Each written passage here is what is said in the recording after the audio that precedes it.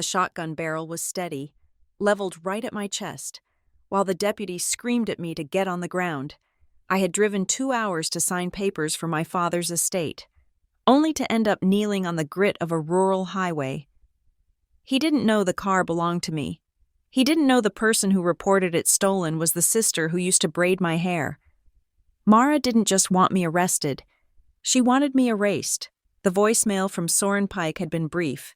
The sort of professional curtness that usually signals a bill is overdue or a meeting has been canceled. He had said there was an urgent signature issue regarding my father's trust. That was it. No details, no sympathy, just a request that I present myself in Alder Grove immediately. I was 33 years old, living a life I had carved out for myself in Philadelphia, 2 hours away from the stifling quiet of my hometown.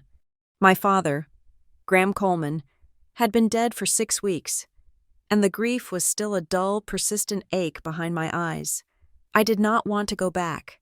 I did not want to drive down those winding roads where the trees crowded the asphalt, like spectators waiting for a crash, but the trust was the last tether to him, and I had a duty to see it through. I was driving my sedan, a silver 4-door I had bought and paid for with my own salary 3 years ago. The registration was in the glove box. The insurance card was clipped to the visor. I was a boring, law-abiding citizen doing a boring, dutiful thing.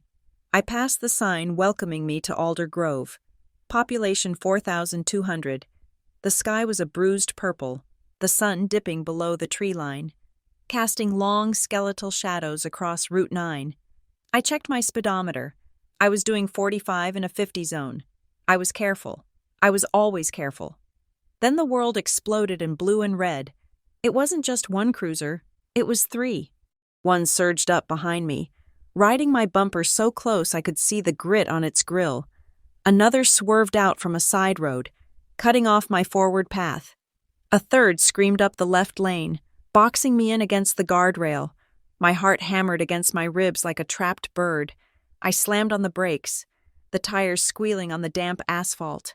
Panic, cold and sharp, flooded my chest. I thought there must be a shooter on the loose. I thought they had mistaken me for a bank robber. I put the car in park and raised my hands, my breath coming in short, jagged gasps. Before I could even undo my seatbelt, the doors of the cruisers flew open. "Driver, exit the vehicle. Keep your hands where I can see them." The voice was amplified, distorted by a loudspeaker, but the aggression cut through the static. I opened my door with a trembling hand. The air outside was biting cold. As I stepped out, the reality of the situation hit me with the force of a physical blow. 3 deputies were crouched behind their open doors, their service weapons drawn and leveled directly at my chest. "Turn around. Walk backwards toward the sound of my voice. Do it now." I tried to speak. My voice was a thin, useless croak. "I am doing it." I whispered to no one. I shuffled backward, my boots scraping on the gravel shoulder. Cars in the opposite lane were slowing down. I could feel the eyes of strangers burning into my back. To them, I was a criminal. To them, I was a danger. The humiliation was a hot flush that started at my neck and seared its way up to my hairline. "Get on your knees, hands behind your head. Interlace your fingers." I dropped to my knees. The stones dug into my skin through my jeans. I felt a rough hand grab my wrists, twisting them behind my back with unnecessary force. The cold steel of handcuffs ratcheted shut, biting into the bone. "You are making a mistake," I managed to say, my face pressed toward the asphalt. "This is my car. My name is Lila Coleman. The registration is in the glove box." The deputy patting me down paused. He was heavy-set, his breathing loud in my ear. He yanked my wallet out of my back pocket and flipped it open. "Lila Coleman," he read aloud. He signaled to the others. The tension in the air shifted, but only slightly. They didn't holster their weapons. They just lowered them a fraction. "Check the VIN."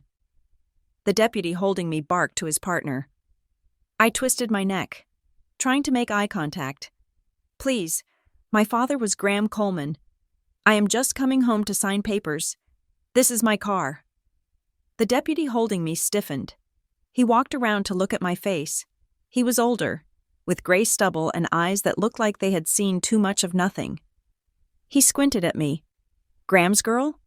The one who moved to the city? Yes, I said, tears finally spilling over. Yes, please let me up. He didn't uncuff me.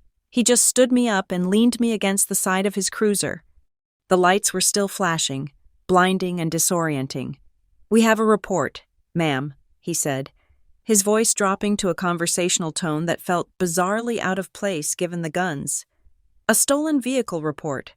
Specifically, this vehicle, reported by the owner's family, flagged as possibly involved in financial crimes. That is impossible. I said, I am the owner, the younger deputy, the one who had checked the VIN. Walked back over. It matches. Sarge, reported stolen this morning. Suspect described as a white female, mid-30s, potentially unstable. Unstable? The word hung in the air. Heavy and poisonous. Who reported this? I demanded, the shock turning into a cold, hard knot in my stomach.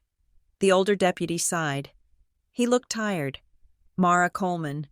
She said you took the car without permission after a family emergency. Said you were not in a state to drive. The world tilted on its axis. Mara, my sister. My older sister, the one who had stayed behind to nurse Dad, the one who organized the funeral, the one who sent out the thank you cards. Mara, who had hugged me at the graveside and told me to drive safe when I left. She reported my car stolen. I felt the blood drain from my face. She is lying. I said, it is my car. We have to take you in. The deputy said, procedure. If it is a misunderstanding, we will sort it out at the station. But right now, you are driving a vehicle flagged as stolen on a felony stop. They put me in the back of the cruiser. The seat was hard plastic, molded to be uncomfortable. The cage between me and the front seat smelled of stale sweat and industrial cleaner. I watched my car, my paid off, reliable silver sedan, being hooked up to a tow truck as we drove away. The Aldergrove Sheriff's Office was a brick building that smelled of damp paper and old coffee. I was not put in a cell, which was a small mercy, but I was handcuffed to a metal bench in the processing area.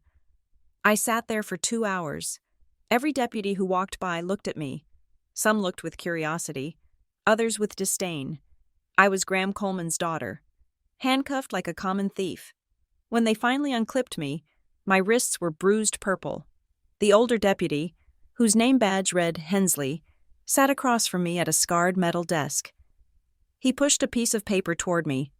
This is the incident report, he said. I read it. Reporting party. Mara Coleman. Relationship. Sister. Narrative. Suspect took the vehicle without permission following a mental health episode. Suspect is considered a flight risk and potentially a danger to family assets. A mental health episode. I need to make a call. I said. Hensley nodded and pushed a landline phone toward me. I dialed Mara's number. My fingers were shaking so hard I misdialed the first time. On the second try, it rang. Once. Twice. Hello? Her voice was calm, unwaveringly, chillingly calm. Mara, I said, I am at the sheriff's station. They pulled me over with guns drawn. They arrested me. There was a pause on the other end, a pause that felt calculated. Oh, Lila, she said. I was so worried. Are you safe?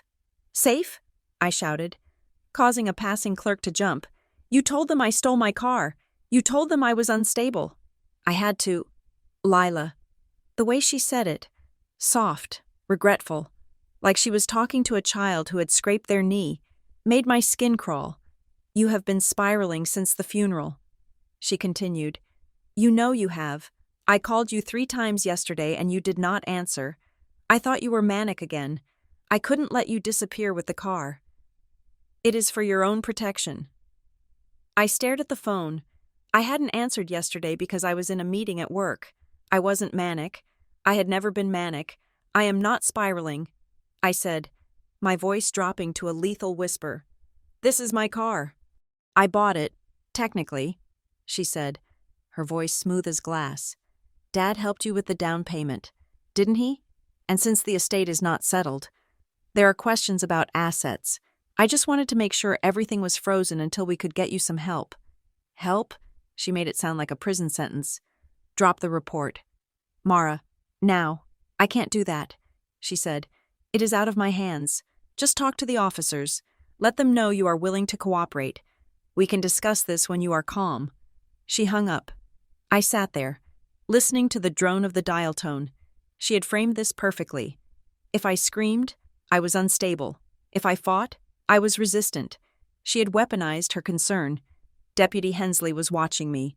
He had heard my side of the conversation. He didn't look like he bought the angry thief narrative, but he also looked like a man bound by paperwork. You are free to go for now, pending further investigation, he said. We released the hold on the car, but it is in the impound lot. You will have to pay the fee to get it out. He leaned forward, lowering his voice. Look, Ms. Coleman, I knew your dad. He was a good man, straight shooter. I nodded, rubbing my wrists. This report, Hensley said, tapping the paper, it is not just a stolen car.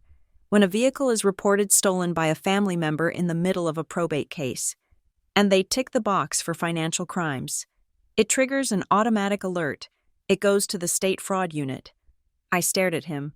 What are you saying? I am saying this is not a traffic ticket you can talk your way out of. He said, you need a lawyer, a real one, not tomorrow, today. I walked out of the station into the cold night air. I called a cab to take me to the impound lot, paid the $300 in cash I had brought for incidentals, and retrieved my car. It felt tainted now, like someone else had been driving it. I drove straight to the offices of Pike and Dallow Legal Group. It was 7 in the evening, but the lights were still on. Soren Pike was the kind of lawyer who charged by the quarter hour and wore suits that cost more than my first car. He had been my father's attorney for years, but I had never liked him. He had a smile that didn't reach his eyes and a handshake that felt like dead fish. His receptionist tried to stop me, but I walked past her and pushed open the heavy oak door to his office. Soren looked up from his desk. He didn't look surprised. Lila, he said, smoothing his tie, I heard about the unfortunate incident on the highway. Unfortunate incident. I repeated, is that what we are calling it? My sister tried to have me arrested. Mara is under a lot of pressure, Soren said, gesturing for me to sit. I remained standing. As the executor, she has a duty to secure the assets. She is not the executor. I said, Dad named us co-executors. Soren sighed and opened a file folder on his desk. He slid a document toward me. Actually, given your recent difficulties, Mara has filed an emergency petition to be named interim trustee and sole executor. She cited your instability and the risk of dissipation of assets. Dissipation of assets. I said, you mean my car? Among other things. He pulled another paper from the file. She also provided this. I looked at the document. It was titled Notice of Non-Cooperation. It stated that I, Lila Coleman, had refused to participate in the inventory of the estate and had voluntarily waived my right to serve as co-executor due to personal health reasons. At the bottom was a signature, Lila Coleman. I stared at it. It was my loop on the L. It was my sharp C. It was the way I crossed my T's. If you showed it to a stranger, they would say it was mine. If you showed it to me 5 years from now, I might even wonder, but I had not signed this. This is a forgery, I said, my voice trembling. It is a notarized document. Lila, Soren said, his tone patronizing. I looked at the notary stamp. Vera Lamb. I didn't know the name. I did not sign this. I repeated, Lila, Soren said, leaning back in his chair. Memory can be a tricky thing when we are under stress. Mara is very concerned about you. She wants to handle the heavy lifting so you can focus on getting well. If you challenge this, it will get ugly. It will become a matter of public record. Your medical history, your financial status, everything will be scrutinized. He let the threat hang there. I looked at him. I saw the way he was watching me, like a predator waiting for a limping gazelle to finally fall over. He was in on it. I didn't know how or why, but he was helping her. I am not signing anything. I said, "and I am not waiving my rights." I turned and walked out. My legs felt like lead. I needed to go home, not my apartment in Philly, but home. The house on Sycamore Ridge Road. I needed to be in my father's study. I needed to smell the old leather chair and the pipe tobacco he hadn't smoked in 20 years. I needed to ground myself in something real. I drove up the winding driveway. The house was dark, a sprawling Victorian shadow against the night sky. Mara was staying there temporarily to sort through the estate. I walked up the porch steps, the wood creaking familiarly under my boots. I reached for my key, the one I had carried on my ring since I was 16. I slid it into the lock. It didn't turn. I jiggled it. Nothing. I stepped back and looked at the door. The brass hardware was shiny and new. She had changed the locks. I pounded on the door. "Mara! Open the door!" Silence. I pounded again. "Mara! I know you are in there." Above the door, a small black dome blinked a red eye at me. A security camera. Suddenly, a voice crackled from a speaker I hadn't noticed. It wasn't Mara's voice. It was a synthesized, automated male voice, polite and terrifying. "The resident is not accepting visitors at this time. Please leave the premises immediately. Trespassers will be reported to law enforcement." I stood there, freezing on the porch where I had learned to tie my shoes, where I had my first kiss, where I had cried when I didn't get into my first-choice college. Trespassers will be reported. I looked at the camera. I knew she was watching on her phone or a monitor inside. I knew she was seeing my red nose, my messy hair, the desperation in my eyes. "I am not a visitor." I said to the plastic lens, "I live here. Please leave the premises immediately." I wanted to pick up a porch chair and throw it through the window. I wanted to kick the door down. But then I remembered the police cruiser. I remembered the guns. I remembered the phrase unstable. If I broke a window, she would have proof. If I screamed, she would have a recording. She was baiting me. She wanted me to lose control. She needed me to be the crazy sister so she could be the responsible one. I lowered my hand. I took a deep breath, the cold air burning my lungs. I turned around and walked back to my car, my spine stiff. I felt the camera watching me every step of the way. I drove to a motel off Route 9, a place called The Pines. It was the kind of place where the no vacancy sign flickered and the carpet smelled of decades of cigarettes masked by lemon cleaner. I paid cash for a room. I sat on the edge of the sagging mattress, still wearing my coat. The events of the day replayed in my mind like a film reel stuck on a loop. The lights, the guns, the handcuffs, the document, the camera. I thought about our childhood. Mara was always the fixer. When I broke a vase, Mara glued it back together before Mom got home. When I forgot my homework, Mara forged a note from Dad. She was always covering for me, always smoothing the edges. I had always thought it was love. Now, sitting in the dim light of the motel room, I saw it differently. She hadn't been fixing things for me. She had been managing me. She had been curating a narrative where I was the mess and she was the savior. And I had made it easy for her. I had moved away. I had missed birthdays. I had let her handle the doctors and the bills when Dad got sick because I couldn't bear to watch him fade. I had given her the ground she was now standing on. The traffic stop wasn't just cruelty. It wasn't just a petty power trip. It was documentation. She had created an official police record of my erratic behavior. She had a police report stating I was a flight risk. She had a lawyer confirming I was uncooperative. She was building a cage around me, bar by bar, using the legal system as her welding torch. I looked at my hands. The red marks from the handcuffs were still visible on my wrists. I wasn't spiraling. I was angry. And for the first time in my life, I realized that Mara wasn't the sister who protected me. She was the one I needed protection from. I lay back on the bed and stared at the water stain on the ceiling. It looked like a map of a country that didn't exist. She wanted me to run. She wanted me to go back to Philly and hide. I reached into my pocket and pulled out the business card Deputy Hensley had slipped me when he handed back my license. He hadn't said anything when he gave it to me, just looked me in the eye. I turned it over. On the back, handwritten in blue ink, was a name and a number. Kendra Holt, civil rights/defense. She fights dirty. I set the card on the nightstand. I wasn't going back to Philly. Mara had started a war. She thought she was fighting the little sister who cried when she scraped her knee. She didn't realize that the little sister had grown up, and she had just handed me the weapon I needed to fight back. Truth. I closed my eyes, but I didn't sleep. I just listened to the highway, the sound of cars rushing past in the dark, wondering how many other people were out there, driving into traps they couldn't see. Tomorrow, I would call Kendra Holt. Tomorrow, I would stop being the victim, but tonight, the sound of the handcuffs clicking shut echoed in my ears. Louder than the traffic, louder than my own heartbeat. The hunt had begun, and I was the prey, but prey that survives learns to bite back. Kendra Holt's office was located above a vacuum repair shop on the south side of Alder Grove, a stark contrast to the polished mahogany and muted carpets of Pike and Dallow.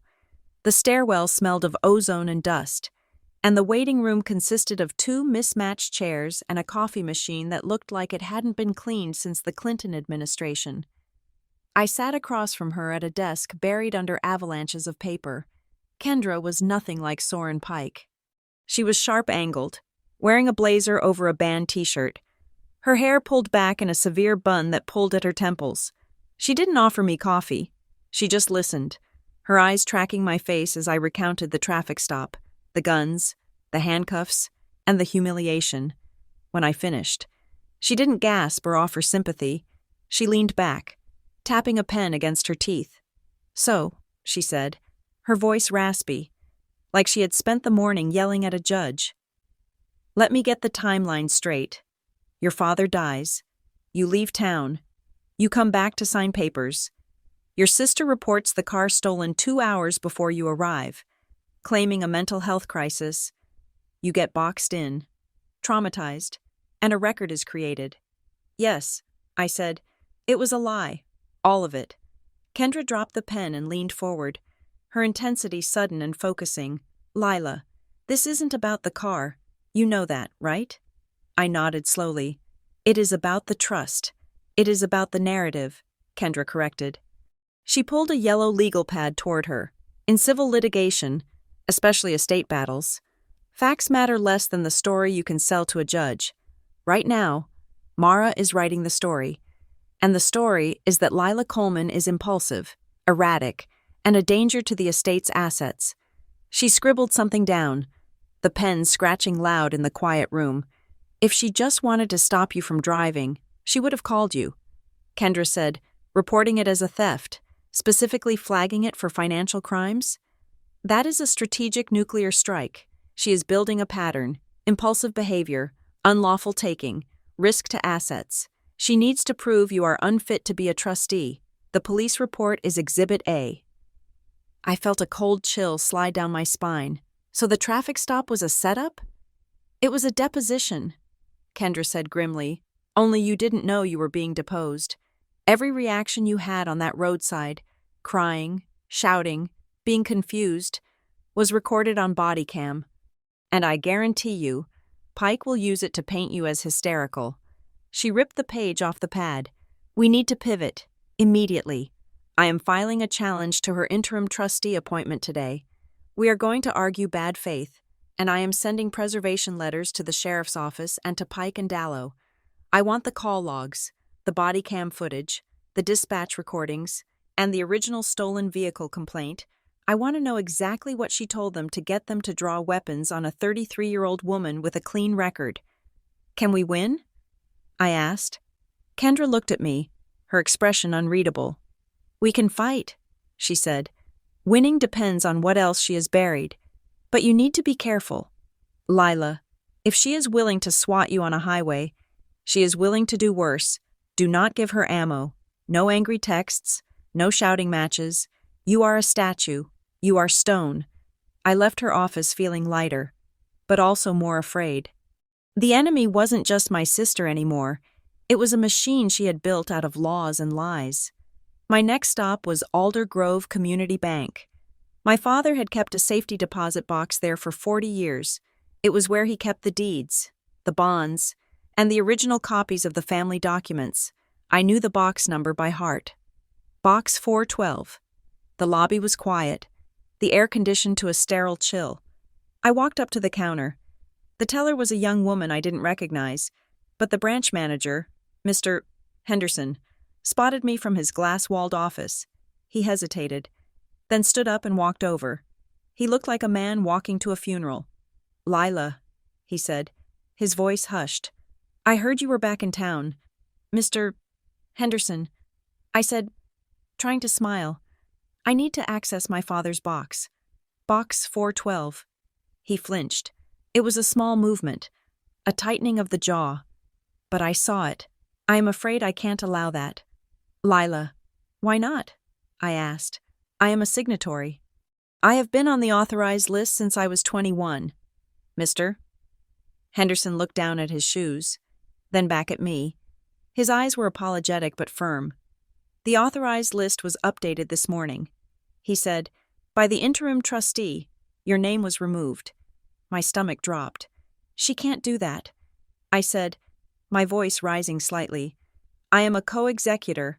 The probate hasn't even cleared." She presented court-certified documents naming her sole interim trustee with full administrative powers. "Mr. Henderson said. His voice was pleading. "Lila, please, do not make a scene. My hands are tied." A scene. There was that word again. If I argued, I was making a scene. If I fought for my rights, I was hysterical. I looked at the vault door behind him, a heavy steel barrier between me and the truth. "Did she access the box?" I asked. Mr. Henderson pursed his lips. "I cannot discuss account activity with unauthorized parties." I stared at him. He had given me lollipops when I was 5. He had congratulated me when I graduated high school. Now he was looking at me like I was a stranger. "Fine," I said. "Thank you. Mr. Henderson." I turned and walked out, my heels clicking loudly on the tile. I felt the eyes of the tellers on my back.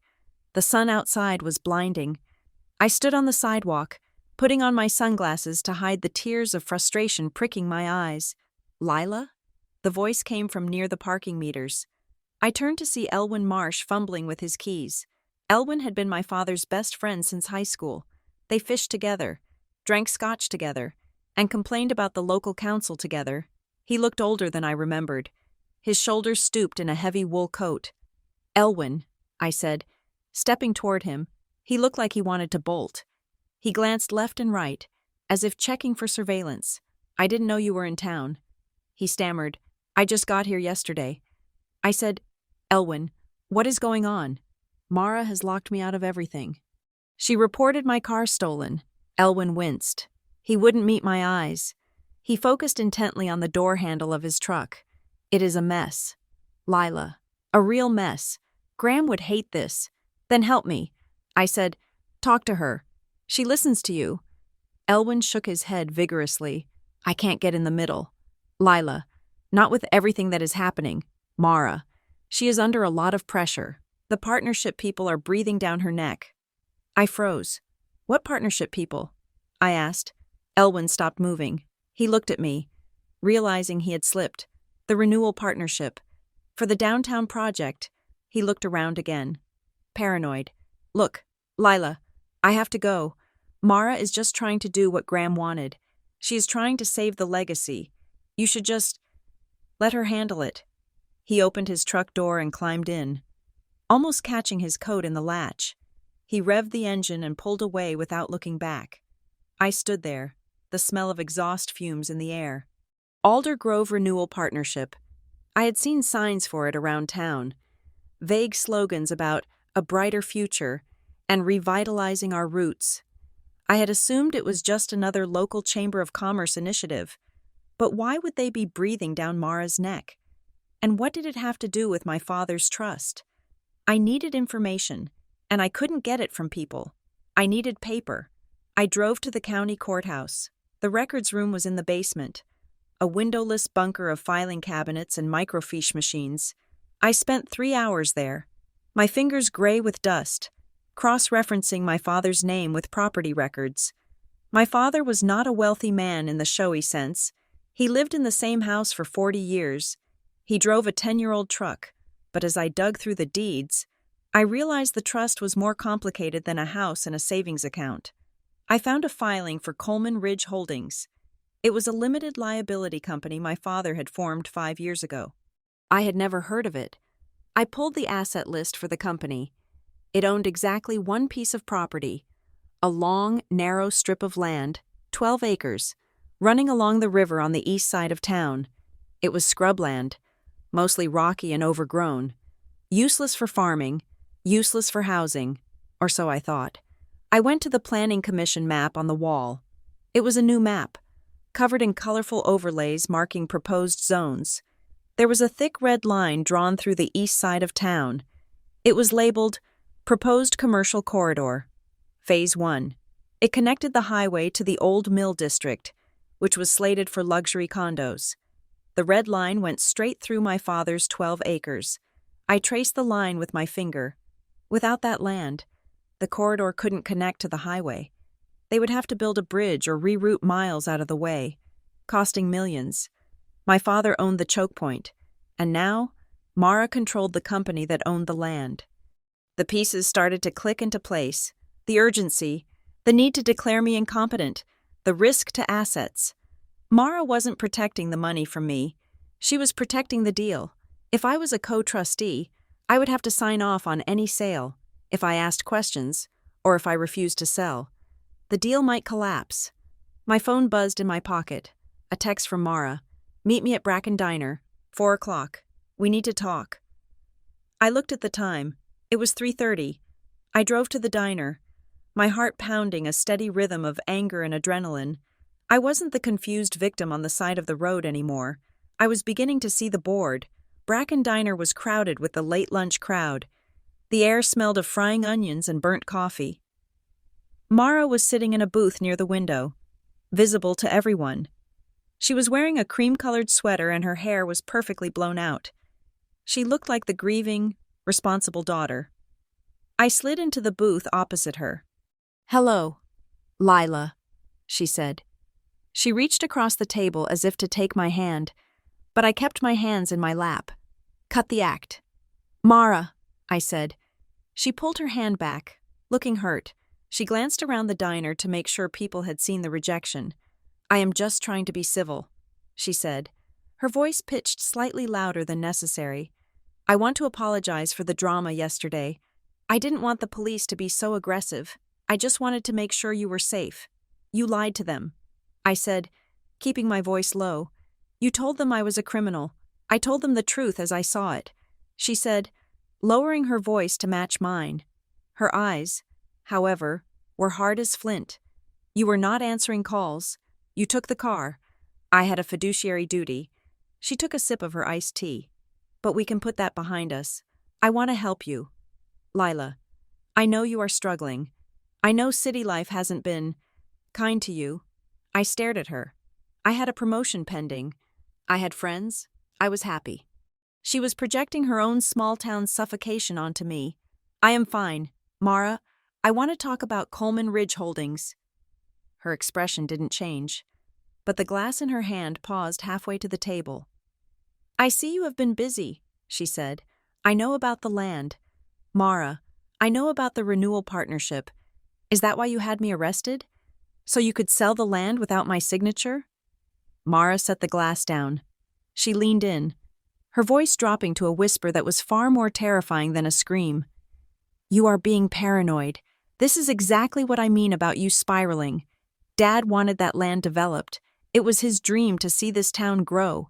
Dad hated developers. I said, he called them vultures. People change. Lila, he changed. You weren't here, so you wouldn't know." She reached into her purse and pulled out a blue folder. She slid it across the table. "This is a family settlement agreement," she said. "It is a generous offer." I opened it. It was a legal document, thick with jargon. I scanned the terms. It offered me a lump sum payment of $50,000. In exchange, I would renounce all claims to the trust, the estate, and any subsidiary holdings. I would agree to a permanent non-disclosure agreement regarding family matters. The payment date was set for 30 days following the ratification of the municipal redevelopment vote. $50,000, I said. The land is worth 10 times that if the corridor goes through. It is a fair offer, Mara said, and it is guaranteed. If you fight this, the lawyers will eat everything. You will get nothing. And Lila, she paused, looking me dead in the eye. If you fight me, I will have to tell people what you did. I blinked. The threat hit me like a physical slap, but it was followed by a wave of genuine confusion. What I did? I asked. What are you talking about? Mara sighed. A sound of deep, weary disappointment. Don't play dumb, Lila. It is unbecoming. I found the letters. I know about the money you took from Mom's jewelry box before you left for college. I know about the other things. I stared at her, my mouth slightly open. I hadn't taken money from Mom's jewelry box. Mom had given me her pearl earrings as a graduation gift. You are making this up, I whispered. Am I? She asked. Who are they going to believe? The sister who stayed and cared for dying parents? Or the sister who ran away and got arrested for stealing a car the moment she came back? She leaned back, her face relaxing into a mask of sisterly concern as the waitress walked by with a coffee pot.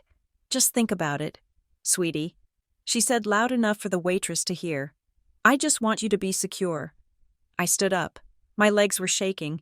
It was a gaslighting masterclass. She was inventing sins and daring me to disprove them. I am not signing that, I said, and I am not going anywhere. Mara didn't flinch. She just picked up her iced tea. Then you will force me to protect Dad's legacy from you, she said softly, and you won't like how I do it. I walked out of the diner. I felt sick. The confusion about what I did was gnawing at me. Was there something I had forgotten? A mistake from my teenage years she had twisted into a crime? That was her power. She made you doubt your own history. I drove back to the motel. The red light of the message waiting indicator on the room phone was blinking. But I ignored it. I sat on the bed and opened my laptop. I needed to check my email.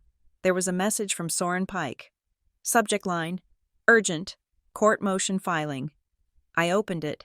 Dear Ms. Coleman, please be advised that on behalf of the interim trustee, we have filed a motion with the Court of Common Pleas seeking an order for a compulsory independent mental health evaluation.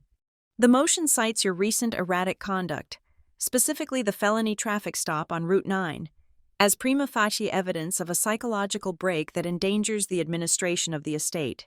We are requesting that your access to all trust assets be suspended indefinitely, pending the results of this evaluation. I stared at the screen. The white background seemed to burn into my retinas. The traffic stop. She hadn't just wanted to scare me. She hadn't just wanted to delay me. She needed an event. She needed an official, police-verified incident of instability to show a judge. She had staged the theater on the highway so she could cite it as evidence in a courtroom. I was playing checkers, and she was playing three-dimensional chess with my life. My phone rang. It was Kendra. You saw the email? She asked without preamble. I saw it, I said, my voice hollow. Okay, Kendra said. This is the escalation. They are trying to designate you incompetent. If they get that order, you lose your standing to challenge the trust. You become a ward of the court, or at least a bystander in your own inheritance. What do we do? I asked. We fight, Kendra said. But Lila? Yes? She is not bluffing. She is going for the throat. You need to be ready for this to get much uglier. I looked at the email again. Erratic conduct. I closed the laptop. Let it get ugly, I said. I hung up. I went to the bathroom and splashed cold water on my face. I looked at myself in the cracked mirror. I looked tired. I looked scared. But I also looked like my father. She wanted to protect Dad's legacy? Fine. I would find out what that legacy actually was. Because I knew one thing for sure. Graham Coleman didn't raise his daughters to eat each other. Someone else was at the table, and I was going to find out who. The paperwork Kendra Holt had wrestled from the sheriff's office lay spread across her desk like the autopsy of a disaster. It was a stack of call logs, dispatch transcripts, and the initial incident report that had turned my life upside down. I sat in the stiff wooden chair, staring at the typed words. Caller: Mara Coleman. Time: 9:14 in the morning. Kendra tapped a paragraph halfway down the second page. Her fingernail was chipped. The polish a dark, battle-worn red. Read this part, she said. I leaned in. Reporting party states the suspect, Lila Coleman, removed the vehicle from the premises without authorization. Reporting party further alleges the vehicle contains sensitive estate documents, including original bearer bonds and trust deeds, which the suspect removed with intent to conceal or destroy. I felt the blood drain from my face. She told them I had bonds? I asked, my voice rising in disbelief. I didn't even have a suitcase. I had a gym bag and a laptop. Kendra sat back, crossing her arms. This is the escalation. Lila, if she just reported the car stolen, it is a family dispute. The cops might have just told her to call a lawyer, but by claiming you had sensitive estate documents and bearer bonds, she turned you into a fleeing felon. That is why they sent 3 cars. That is why they had guns drawn. She didn't just want you stopped. She wanted you framed for grand larceny. I felt sick. It was so calculated. Mara knew exactly what words to say to trigger the sirens. We need to verify everything, Kendra said. Every piece of paper she has filed. Start with the notary. She slid a copy of the Notice of Non-Cooperation across the desk, the one with my forged signature. Vera Lamb. Kendra read, Commission expires in 2 years. Registered in Oakhaven, the next borough over. Go find her, if this signature is fake. The notary is either complicit or a ghost. I drove to Oakhaven. It was a 20-minute drive through rolling farmland that usually calmed me. But today the landscape looked hostile. Every sheriff's cruiser I passed made my heart hammer against my ribs. The address for Vera Lamb was listed as Suite B in a small strip mall sandwiched between a dry cleaner and a discount liquor store. I parked and walked up to the glass door. The lights were off. The space was completely empty. No desk, no filing cabinets, no notary seal, just beige carpet with vacuum tracks and a few dead flies on the windowsill. Taped to the inside of the glass was a faded sign. Commercial space for lease, available immediately. I took a picture with my phone. I took a picture of the empty room, the sign, and the building number. There was no Vera Lamb. Or if there was, she wasn't operating out of here. The stamp on the document was a lie. I got back in my car, my hands shaking on the steering wheel. It was one thing to suspect my sister was lying. It was another to stare into an empty room and realize the extent of the fabrication. She had manufactured a legal reality out of thin air. My phone buzzed. It was a text from Deputy Hensley. Meet me at the back entrance of the courthouse. 10 minutes. Don't let anyone see you. I drove back to Alder Grove. The courthouse was a grand stone building that dominated the town square, a monument to a justice system I was rapidly losing faith in. I parked 2 streets away and walked to the rear alley. Hensley was leaning against the brick wall, smoking a cigarette. He looked nervous. He kept scanning the parking lot. Deputy, I said. He jumped slightly, then ground the cigarette out with his boot. Ms. Coleman, he said. Look, I shouldn't be talking to you. The sheriff is tight with the renewal partnership folks. If they see me, I am on desk duty for a year. Why are you talking to me then? I asked. Because I don't like being used, he said. He reached into his jacket and pulled out a folded envelope. I pulled the dispatch file like your lawyer asked, but there is something that didn't make it into the official scan. He handed me the envelope. When your sister called in the stolen car, she didn't just call. Someone came by the station 10 minutes later and dropped off a supporting packet for the shift commander. Photos of you, vehicle details, and a memo about financial risk. That is not how a panicked sister acts. That is a prepared operation. I opened the envelope. Inside was a photocopy of a routing slip, delivered by Northline Asset Tracing, Courier. J. Rourke. Who is Jace Rourke? I asked. Private investigator, Hensley said. Used to be a cop in Pittsburgh until he got kicked off the force for evidence tampering. He is bad news. Lila, if Mara hired him, she is not playing games. She has had him on you. Hensley looked over my shoulder. I have to go. Watch your back. Ms. Coleman, these people, they have a lot of money riding on whatever your father owned. He slipped back inside the courthouse door. I sat in my car and Googled Northline asset tracing. It was a generic website, mostly stock photos of gavels and magnifying glasses, but the contact page listed a P.O. box in Alder Grove. I called Kendra, Northline Asset Tracing. I said, Mara hired a P. I named Jace Rourke. I am already on it, Kendra said, the sound of keyboard clacking in the background. I got the preservation documents from Pike's office an hour ago. They were sloppy. They included an invoice from Northline that was billed to the estate. Billed to the estate? I asked. She is using Dad's money to investigate me? It gets better, Kendra said. The invoice is dated 3 days before you even arrived. The description of services reads, Surveillance of Subject LC, Philadelphia, locate key, confirm box access, locate key. I repeated, that is what they are looking for.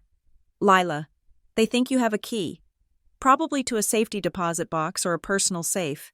That is why she locked you out of the bank. She thought you would go straight for it. I closed my eyes. Flashbacks hit me then. My father, Graham Coleman, sitting in his study. He was a meticulous man. He labeled his spices. He kept his socks color-coded. But he was also deeply private. He didn't trust digital records. If it is on a computer, someone else owns it, he used to say. I remembered a conversation from 6 months ago, right before the cancer got bad. We were sitting on the porch, watching a storm roll in. Lila, he had said, his voice raspy. The town is changing. The sharks are circling. If anything happens to me, don't trust the loudest person in the room. The truth is always quiet. I had thought he meant the politicians on TV. Now I realized he meant Mara, who was currently holding fundraisers and shouting about legacy. I need to go to the house. I told Kendra. You can't. She said, she has changed the locks. I have a right to retrieve my personal property. I said, my winter clothes are there. My laptop charger. I am going to request a civil standby. I walked into the sheriff's station and slapped the request on the counter. The desk sergeant looked annoyed, but he couldn't deny it. It was a standard procedure. 20 minutes later, I was pulling into the driveway of my childhood home, a deputy named Miller following in a cruiser.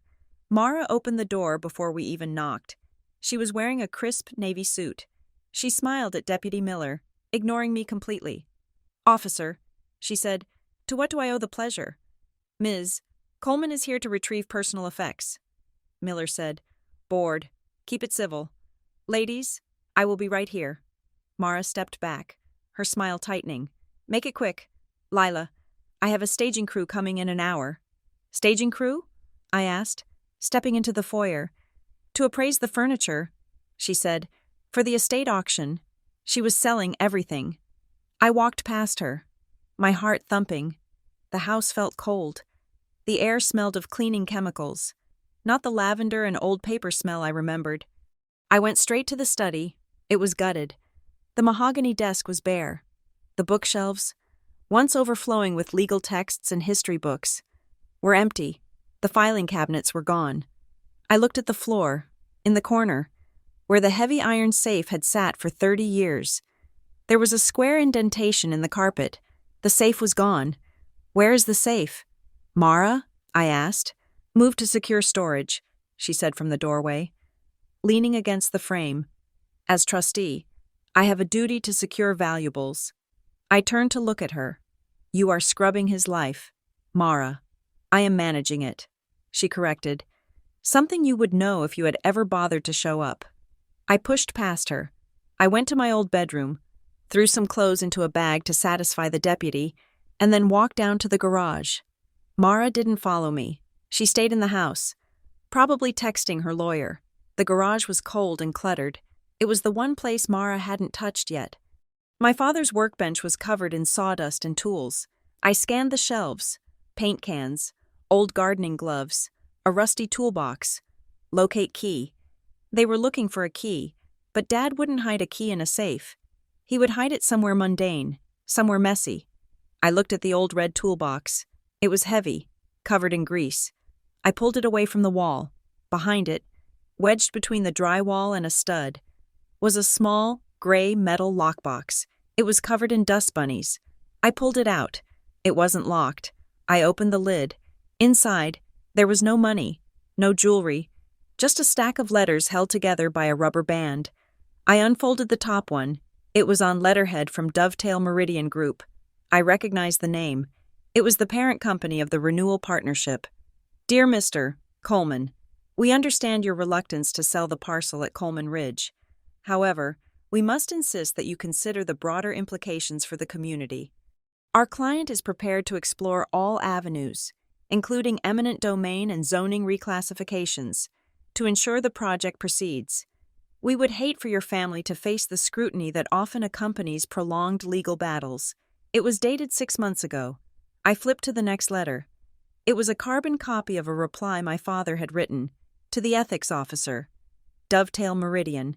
Your representative's threats are noted. I will not sell. The land is not for commercial use.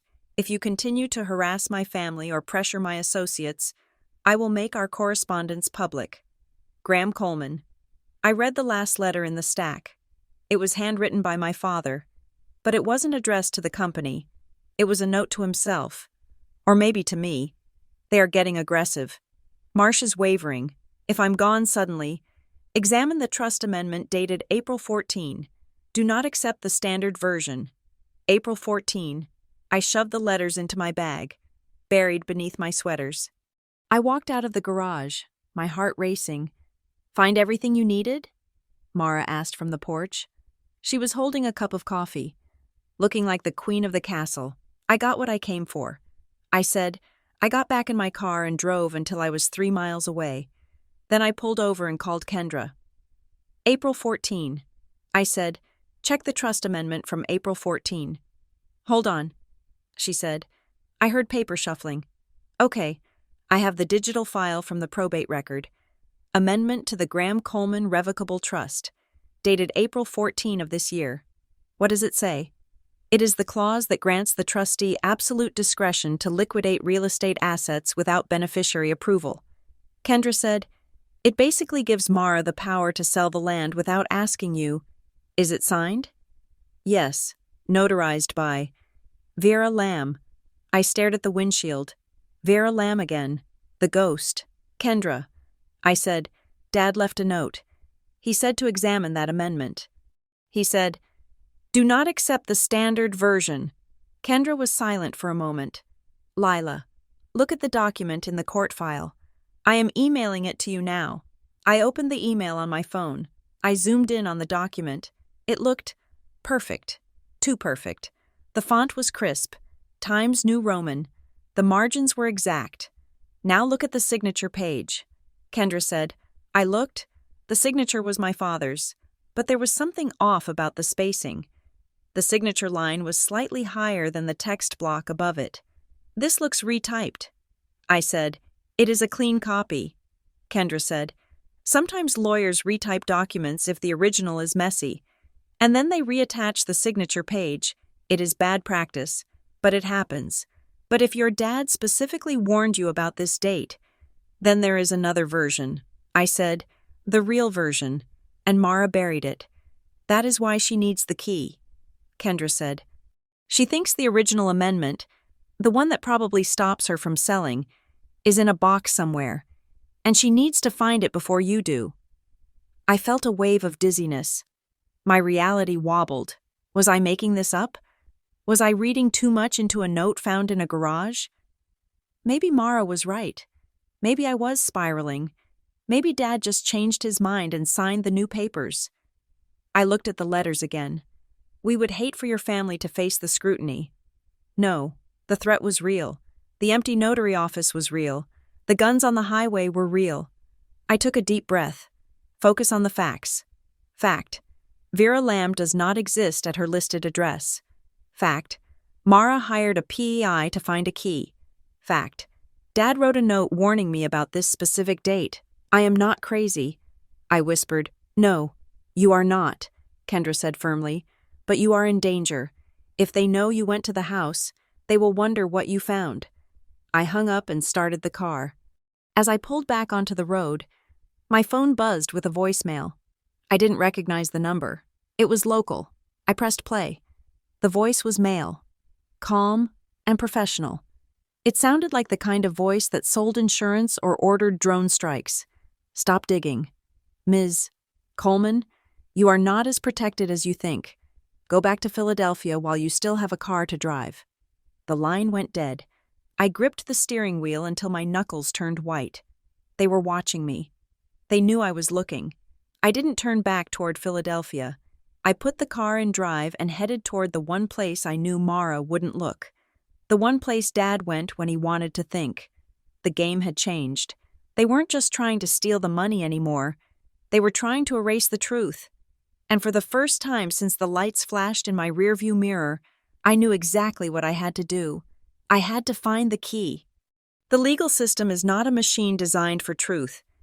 It is a machine designed for paper. And whoever generates the most paper, with the most terrifying stamps and signatures, usually wins the race to define reality. Kendra Holt was trying to bury Mara in paper before Mara could bury me. "We are filing an emergency motion to compel," Kendra said, her voice tight with the caffeine jitters of a lawyer who hadn't slept in 24 hours. She slapped a thick document onto her desk. "We are demanding the bank preserve all access logs for the safety deposit box, video, digital signatures, physical sign-in sheets. If she went in there, we will prove it." I sat in the corner of her office, watching dust motes dance in the shaft of light coming through the blinds. I felt hollowed out. "And the trustee issue?" I asked. "We are asking the judge to appoint a neutral temporary fiduciary," she said. "A third party, someone who isn't you, but definitely isn't Mara. If we can get the court to pause Mara's control, we stop the sale of the land, we stop the bleeding." It sounded like a plan. It sounded like hope. But Mara was faster.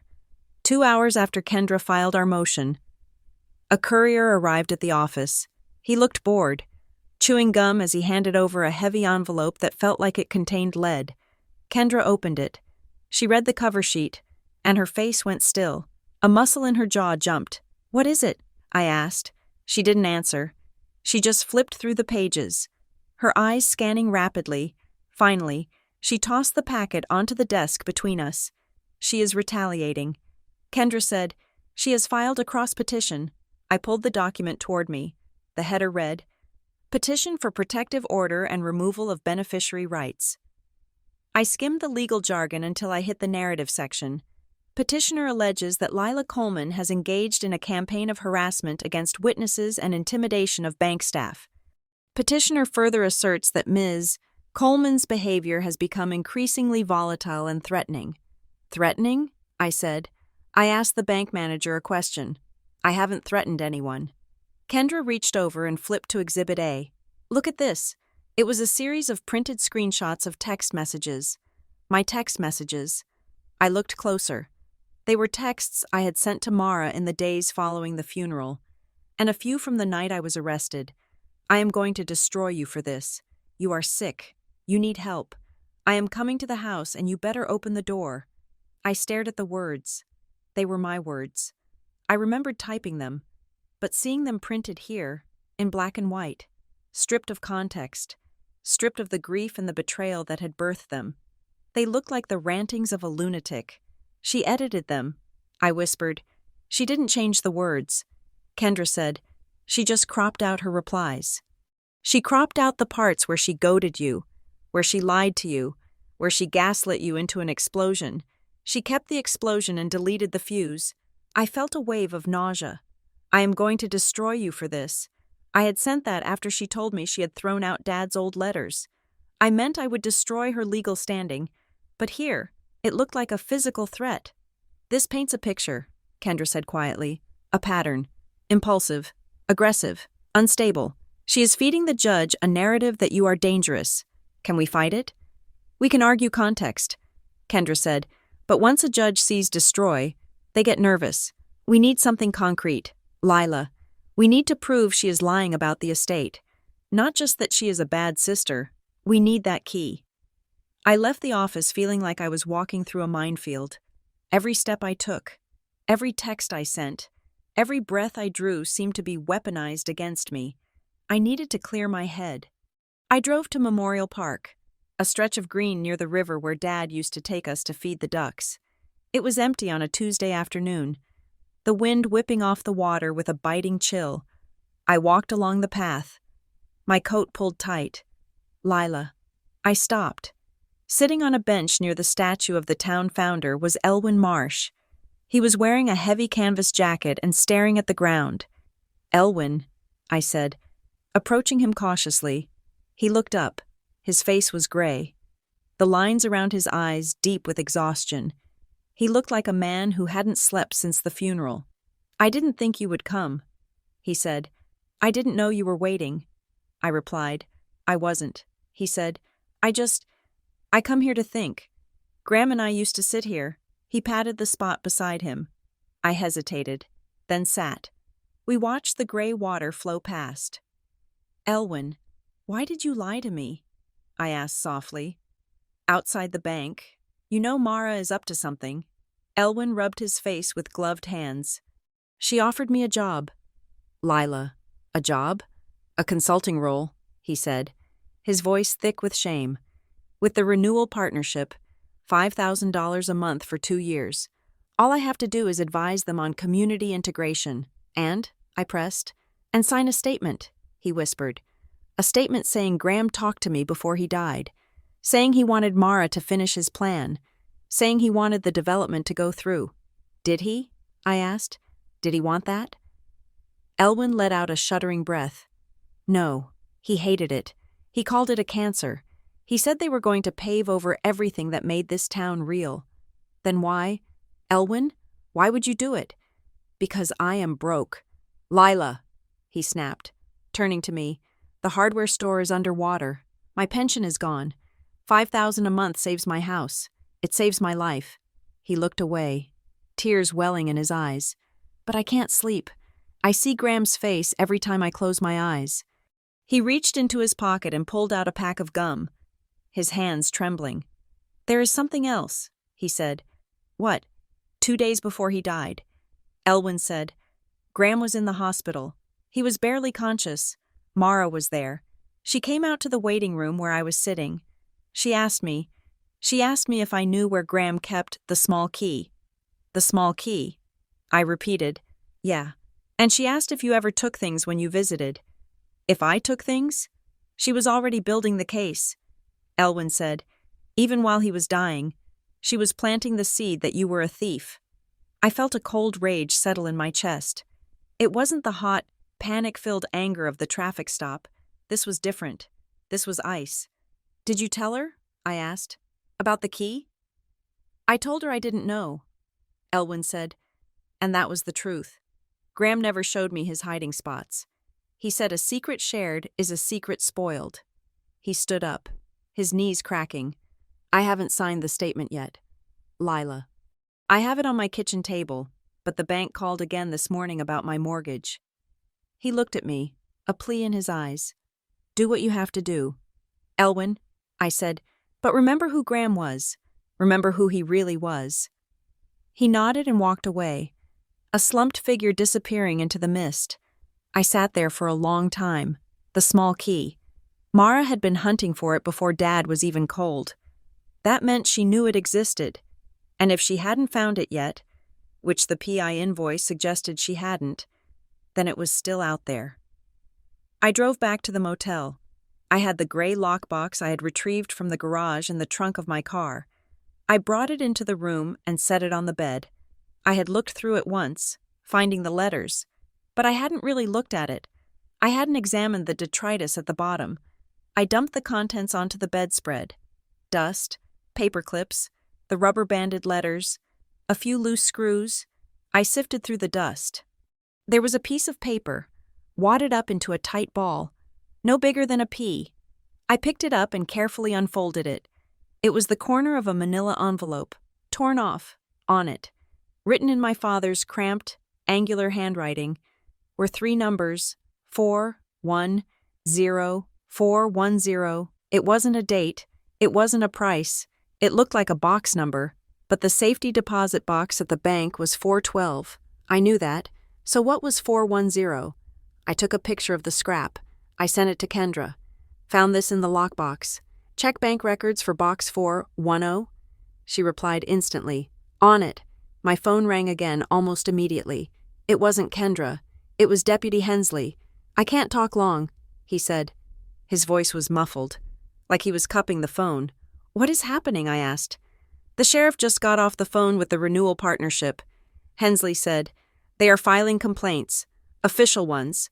They are saying you are disrupting community progress. Disrupting progress? I asked. By existing? They are leaning on the sheriff to enforce the protective order Mara filed. He said, they want you out of town. Lila, they are saying your presence is causing civic instability. The mayor is involved. This isn't just a family spat anymore. It is politics. Why do they care so much? I asked. It is just 12 acres. It is the corridor. Hensley said, without that land, they lose a federal grant. Millions of dollars. The deadline for the vote is in 4 days. If the title isn't clear by then, the money vanishes. You are the sand in the gears, and they are trying to crush you. Watch your 6. Lila. He hung up. I stared at the phone. 4 days. That was the timeline. Mara needed me gone. Declared incompetent, or bought off within 4 days. The next morning, the hearing for the neutral fiduciary was scheduled for 9 o'clock. I met Kendra outside the courtroom. She looked fierce in a black suit, but her eyes were worried. We have a shot, she said. The judge, Judge Holloway, is a stickler for procedure. If we can show there is a legitimate dispute over the assets, he should appoint a temporary guardian for the estate. That pauses everything. We walked into the courtroom. It was old, smelling of wood polish and history. Mara was already there, sitting at the plaintiff's table. She was wearing black, looking small and demure. Soren Pike sat next to her, looking like a shark in a $3,000 suit. Judge Holloway entered. He was an older man with a face like a carved rock. We are here on the matter of the Graham Coleman estate, he rumbled. Motion to appoint temporary fiduciary. Kendra stood up. Your Honor, she began, her voice clear and strong. We have significant evidence that the current interim trustee, Mara Coleman, has a conflict of interest. She is attempting to liquidate real estate assets that are critical to the estate's value, against the expressed wishes of the decedent. And she is using estate funds to investigate and harass the co-beneficiary. She laid out the case, the PI invoice, the refusal of access, the rush to sell. It was compelling. I saw the judge nodding. Then Soren Pike stood up. Your Honor, he said, his voice smooth as oil. While Ms. Holt tells a dramatic story, the facts are quite different. The interim trustee is merely acting to protect the estate from a beneficiary who has demonstrated significant instability. He picked up a document. We would like to submit a witness affidavit into the record. He handed a copy to the bailiff, who brought it to Kendra. She read it, and I saw her stiffen. This affidavit, Pike continued, is from Ms. Vera Lamb. She was Mr. Coleman's notary for the last 5 years. Vera Lamb, the ghost. In this sworn statement, Pike said, Ms. Lamb testifies that Mr. Coleman expressed deep concern about his daughter Lila's financial responsibility. He specifically requested that Mara be given sole control of the property to ensure Lila did not, in his words, squander the legacy. He also states that he changed the locks himself to keep Lila out for her own safety. I stood up. That is a lie, I shouted. Sit down. Ms. Coleman, the judge barked. Lila, sit, Kendra hissed. Pulling my sleeve, I sank back into my chair. Trembling, Your Honor, Pike said, smiling slightly. This outburst only confirms the affidavit's validity. The judge looked at the document. This seems to be in order, he said. If the decedent expressed these wishes to a court officer. Wait, Your Honor. Kendra was standing again. She was holding the affidavit up to the light. May I have a moment to examine the notary seal? She asked. The judge frowned. Quickly. Counselor, Kendra pulled out her phone. She typed something furiously. Then she looked up, a glint of steel in her eyes. "Your Honor," she said, "this affidavit is dated yesterday. It is signed and stamped by Vera Lamb." "Correct," Pike said, looking bored. "However," Kendra said, her voice rising, "I just ran the commission number on this stamp through the Department of State database." She turned the phone screen toward the judge. "This commission number does not belong to Vera Lamb. It belongs to a Mr. Arthur Penhaligon in Erie County, and it expired 6 months ago." The courtroom went silent. Pike froze. He looked at the document, then at Mara. Mara's face was a mask of perfect porcelain, but her hands were gripping the table so hard her knuckles were white. "Mr. Pike?" the judge asked, his voice dropping an octave. I am sure this is a clerical error, Your Honor," Pike stammered. "A typo in the stamp production." "A clerical error?" Kendra countered. "Or fraud? We have visited Ms. Lamb's listed office. It is empty. And now she is submitting affidavits with fake commission numbers?" The judge leaned forward. "I am taking this motion under advisement," he said, his eyes drilling into Pike. "And Mr. Pike, I suggest you produce Miss Lamb in person within 24 hours, or I will refer this entire matter to the district attorney. We are adjourned." He banged the gavel. Pike was shoving papers into his briefcase. He grabbed Mara's elbow and steered her out of the courtroom before I could even stand up. "We got them," I said, breathless. "We didn't get them," Kendra said, packing her bag. "We just stalled them." But Pike is rattled. He didn't know the stamp was fake. Mara provided that document, and she let him file it. She is making him liable. That is our wedge. I walked out of the courthouse, the adrenaline crashing into fatigue. I needed to look her in the eye, not in a courtroom, in the real world. I texted her, "Bracken Diner, parking lot, tonight, just us." She didn't reply. But at 8 o'clock, her car pulled in. I was leaning against my fender, waiting. The diner lights cast a neon glow on the asphalt. Mara got out. She didn't look like the confident executive anymore. Her hair was pulled back too tight, and she looked tired. "You are causing a lot of trouble." "Lila," she said, stopping 10 feet away. "You forged a signature." I said, "You submitted a fake affidavit. That is jail time." "Mara?" She laughed. A brittle, sharp sound. "It is a clerical error," she said. "We will fix it." "Why?" I asked. "Why are you doing this? Is the money that important?" She took a step closer. Her eyes were blazing. "It is not about the money. Lila, you think I care about the cash? I have been running Dad's life for 5 years. I paid the bills. I managed the doctors. I sat in that house and watched him fade away while you were in Philadelphia living your best life." She spat the words out like poison. "I stayed," she screamed, her voice cracking. "I stayed. I sacrificed my marriage. I sacrificed my career. I became his nurse, his secretary, his keeper. And you? You came home for Christmas and critiqued the turkey." I flinched. The accusation hit a target I didn't want to acknowledge. "He wanted this deal," Mara said, her voice dropping to a whisper. "He knew the town was dying. He knew I needed a way out. This development. It is my exit strategy.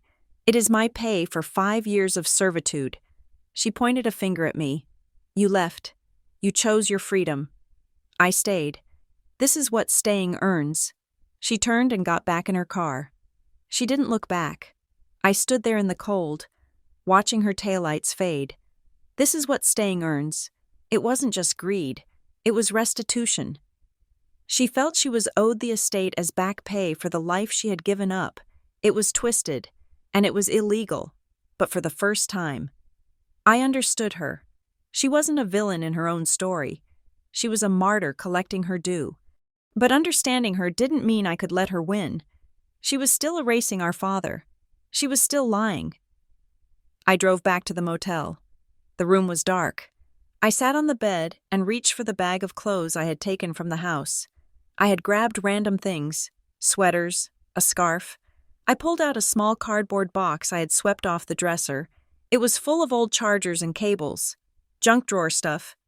At the bottom of the box was a phone, my father's old flip phone, the one he used before Mara forced him to get a smartphone, which he never turned on. I picked it up.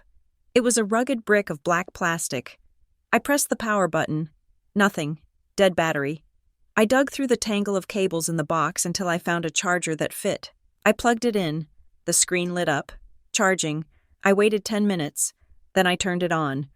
The startup chime was a tinny, nostalgic sound. I went to the menu. Messages. Contacts. Voicemail. I selected voicemail. Call voicemail. I pressed us. Please enter your password. I paused. Dad used the same PIN for everything. His anniversary. 10, 14. I typed it in. You have 3. Saved messages. I pressed 1. First saved message. It was a reminder from the dentist. Next message. It was Mara, asking him to pick up milk. Next message. The date stamp was from 6 weeks ago, the week he died. I listened. The voice was raspy, weak. It was Dad. But he wasn't leaving a message for someone else. He was recording a memo. He used to do that when his hands shook too much to write. Lila. The voice rasped. I don't know if you will ever check this old thing, but I can't trust the house phone. Mara is. She is rewriting things. She brought papers today. A new trust amendment. She says it is just to simplify things.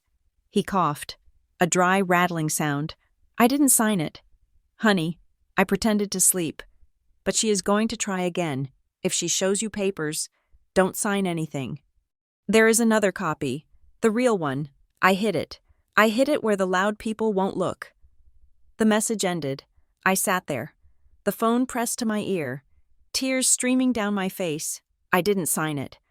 That meant the document in the court file, the April 14th amendment that gave Mara total power, wasn't just retyped. It was a complete fabrication. It was a fraud from top to bottom. And there was another copy, the real one. I looked at the lockbox on the bed. I looked at the scrap of paper. 410. Dad had left a trail, breadcrumbs for the daughter he hoped would come back. Mara had the notary. She had the lawyers. She had the renewal partnership. But I had his voice, and I had a number. There were 2 versions of the trust.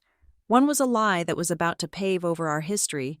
The other was the truth, and the real one was missing. I wiped my face. I wasn't just fighting for the land anymore. I was fighting to prove that my father hadn't betrayed himself in his final days.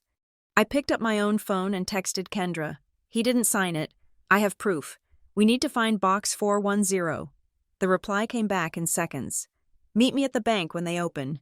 We are going to war. I lay back on the bed, holding the old flip phone like a talisman. The hunt was on, and for the first time, I knew exactly what I was looking for. The number 410 burned in my mind like a brand. It was the only thing I saw when I closed my eyes. The only thing that mattered as I marched back into Alder Grove Community Bank with Kendra Holt falling into step beside me. Mr. Henderson saw us coming. He was in his glass office, adjusting his tie. But when our eyes met, he stopped. He looked like a man who knew the dam was breaking, and he was standing directly in the flood path. Ms. Coleman, he said as we entered his office without knocking. I have already explained the situation regarding the access list. This isn't about the access list. Mr. Henderson, Kendra said. She placed her briefcase on his desk with a heavy thud. We are here about box 410. Henderson blinked. His composure slipped. Just for a second, revealing a flash of genuine panic. I don't know what you mean, he stammered. My father had 2 boxes. I said, leaning over the desk, box 412, which everyone knew about, and box 410, the one he kept off the books, or maybe the one he rented under a slightly different variation of his name. Henderson sank into his chair. He pulled a handkerchief from his pocket and dabbed his forehead. It was rented under G.E. Coleman. He whispered, We don't usually allow aliases, but your father was a long-standing customer. He said it was for sensitive personal correspondence. Is the box intact? Kendra asked, her voice like a whip. Henderson looked at the floor. No. My heart hammered against my ribs. Where is it? I demanded. It was drilled, Henderson said, his voice barely audible. 2 days ago. The interim trustee presented an emergency court order claiming the key was lost, and the contents were critical to estate solvency. She brought a locksmith.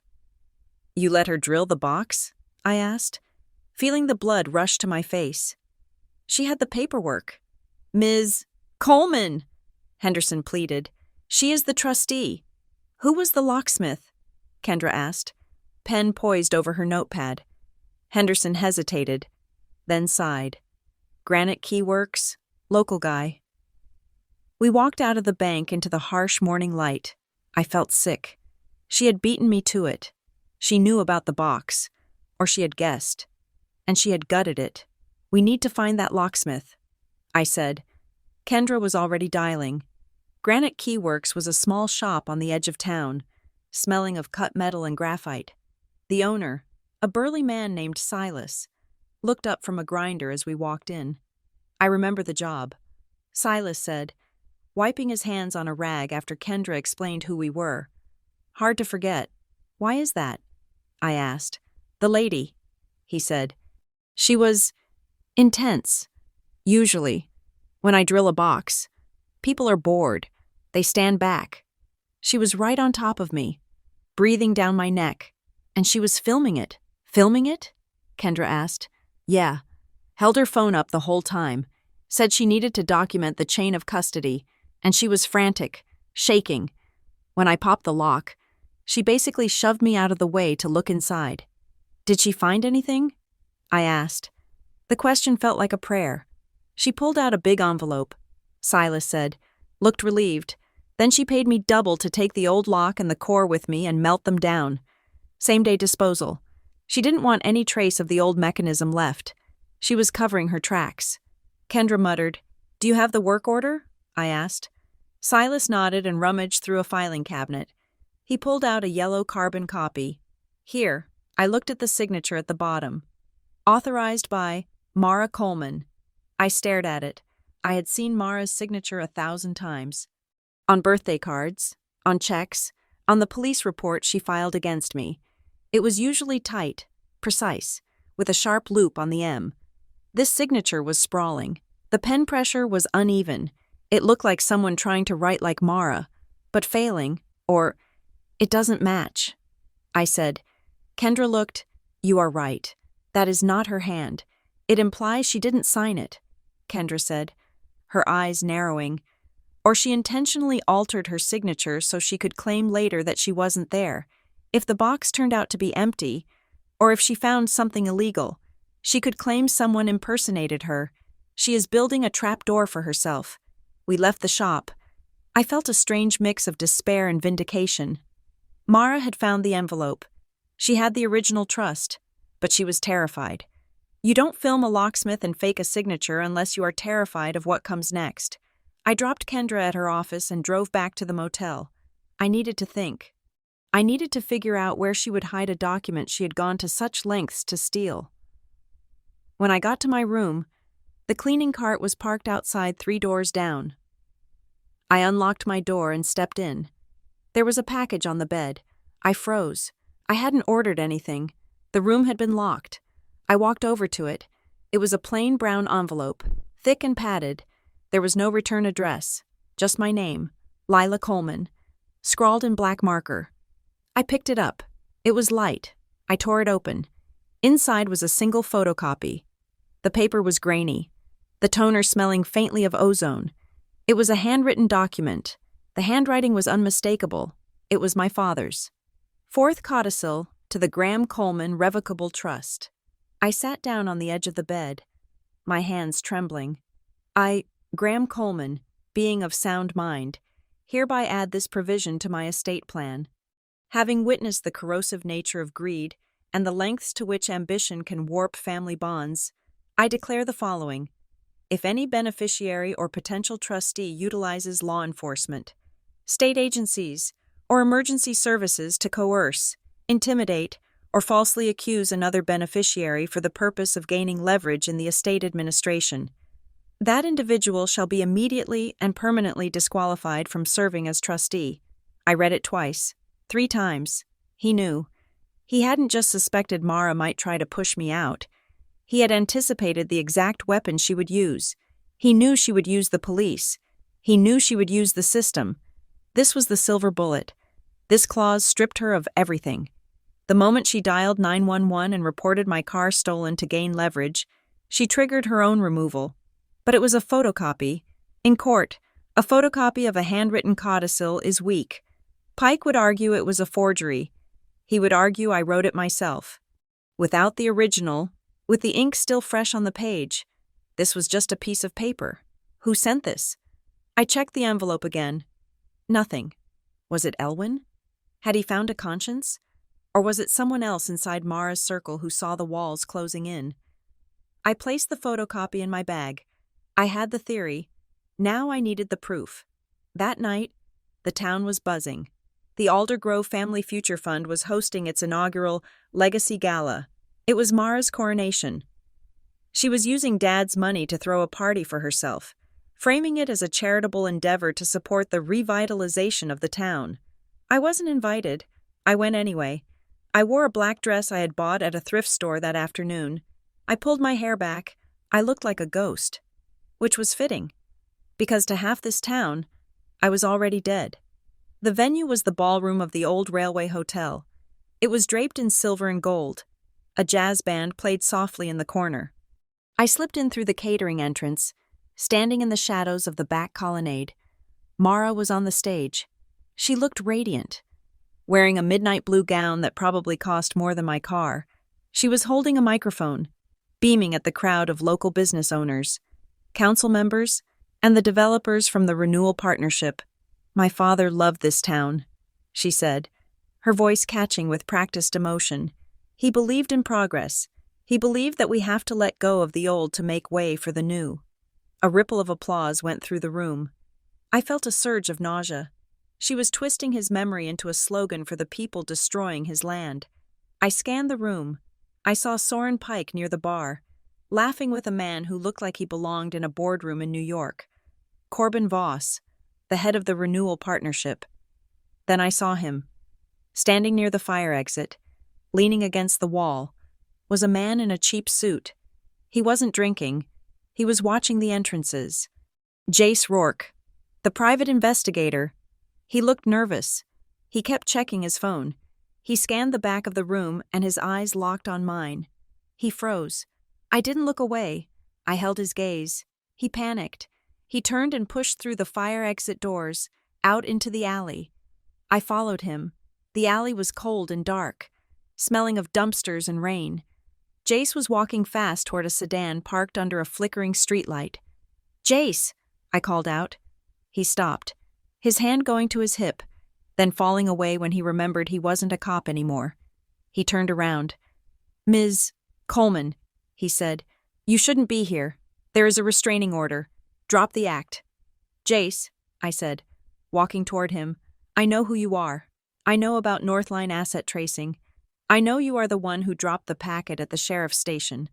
He looked around, eyeing the back door of the hotel. "Look, lady, I was just doing a job. You are an accomplice to fraud." I said, "You helped her file a false police report. That is a felony. And when this house of cards comes down, and it is coming down, Mara is going to blame you. She will say you went rogue. She will say she never told you to lie." Jace shifted his weight. He looked at the hotel, then back at me. He knew I was right. Guys like him were always the fall guys. "What do you want?" he asked, his voice low. "I want the safe," I said. "The safe?" "My father's safe. The one missing from the study. The one she hired you to move." He let out a short, humorless laugh. "She didn't hire me to move it. She hired me to break into it." "Where is it?" "If I tell you," he said, stepping closer, "I am dead in this town. The partnership. They play rough.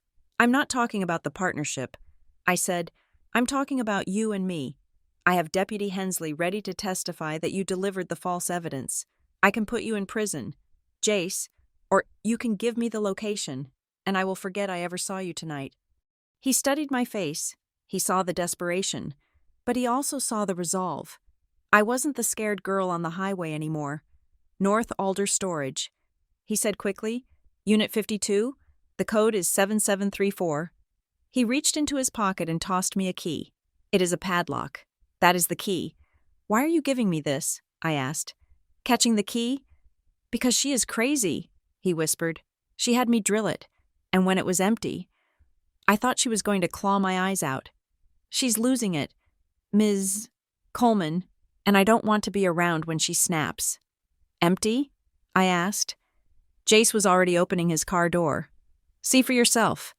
He got in and peeled out of the alley, leaving me standing in the exhaust fumes. Empty. My heart sank. If the safe was empty, then Mara had the documents, but I had to look. I had to be sure. North Alder Storage was a row of corrugated metal sheds on the edge of the industrial park. It was desolate. The wind rattled the loose metal siding. I found Unit 52. I used the key Jace had given me. The padlock clicked open. I rolled the door up. It groaned in the silence. Inside, under the harsh glare of a single bulb I switched on, sat my father's heavy iron safe. The door was ajar. I walked over to it. It was stripped. The shelves were bare. No papers. No cash. I ran my hand along the cold metal interior. Nothing. I slumped against the wall, sliding down until I hit the concrete. I was too late. She had moved everything. I looked at the safe again. The bottom was lined with gray felt. There was something lying in the corner, almost blending in with the fabric. I reached in and picked it up. It was a map, a folded, topographical map of the county. It was old, the creases worn white. I unfolded it. It was a map of the Coleman property, the 12 acres. There was a red circle drawn in ink, not on the river, where the development was planned, but deep in the woods, on the northern ridge. Next to the circle, in Dad's handwriting, was a single word: Briar Hollow. It was an old cabin site. Our great-grandfather had built it. It had fallen into ruin decades ago. We used to play there as kids, pretending we were pioneers. Why would he circle it? And why was this map the only thing left in the safe? Then it hit me. Mara hadn't left it. Mara had missed it. It had been under the felt liner. I could see the corner of the fabric was pulled up.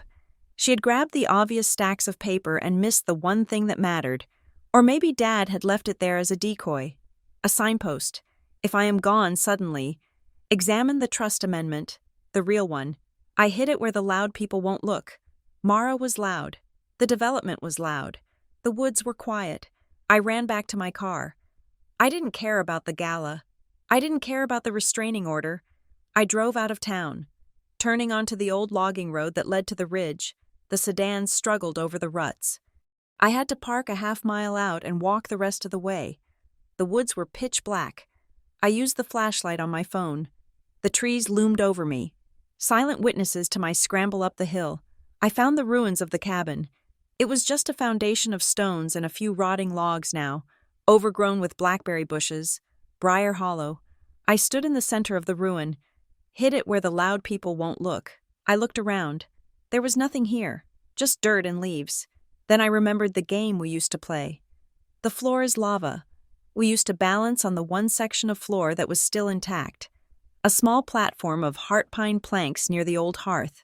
I walked over to the hearth. The stones were cold and mossy.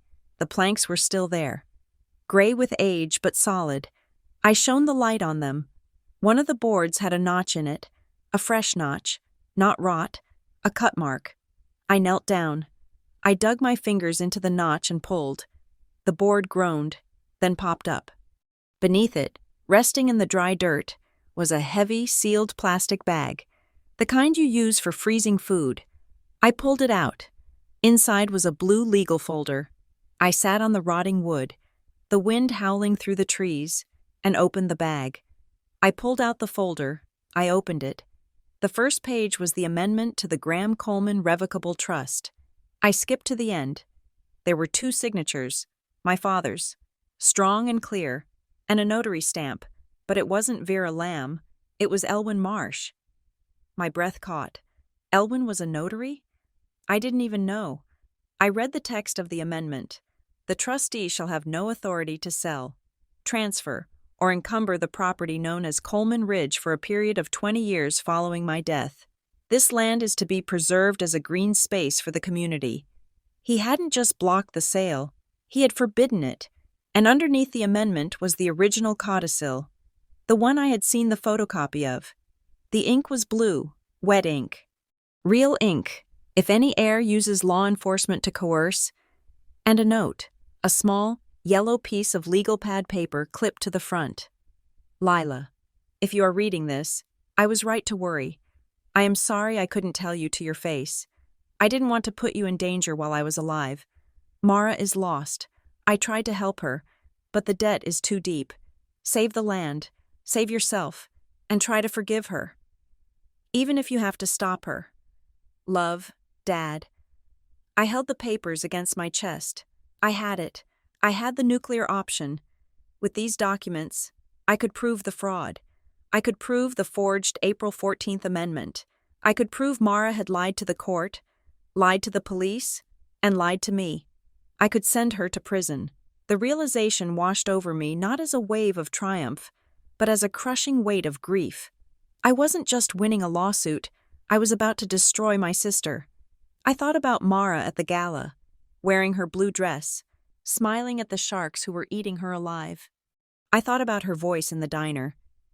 This is what staying earns. She had done terrible things.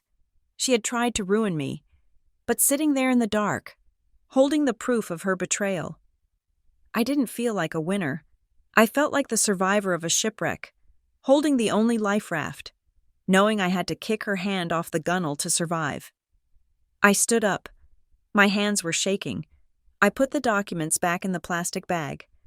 I put the bag in my coat pocket. The town had already decided who the villain was.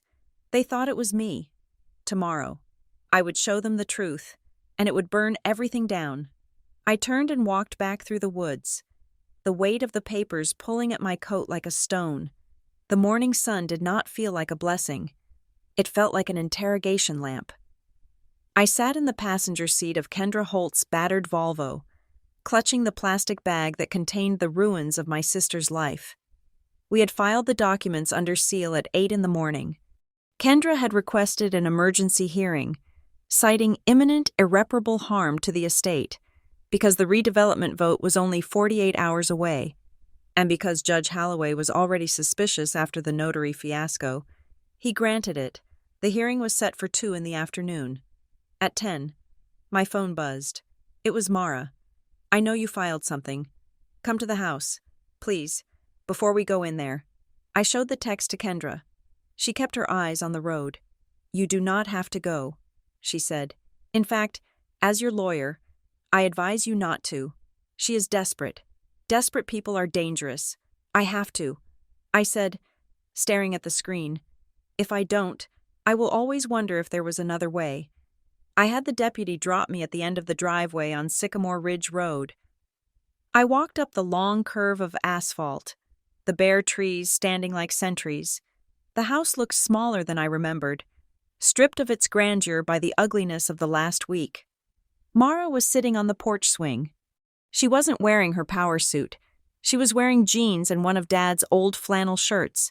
She looked young and terrified. She stood up when I reached the steps. Lila, she said. Her voice was brittle.